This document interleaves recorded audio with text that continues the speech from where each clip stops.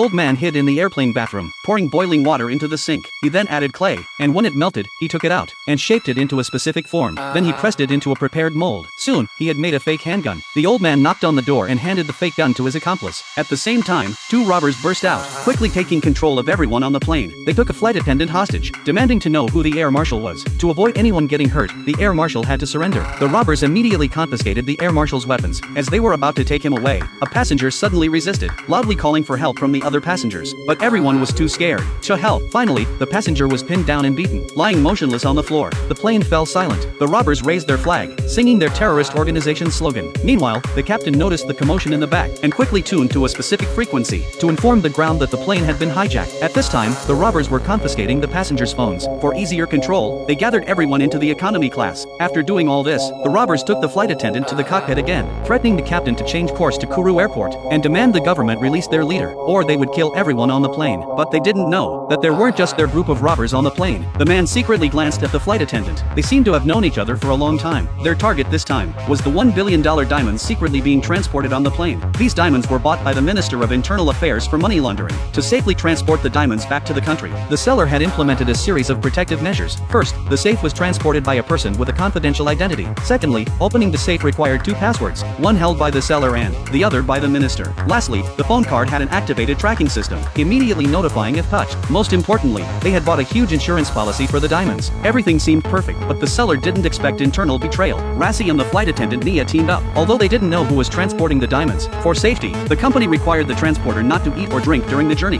Unexpectedly, this became the key to identifying the transporter. As Nia questioned each person, she quickly identified the target.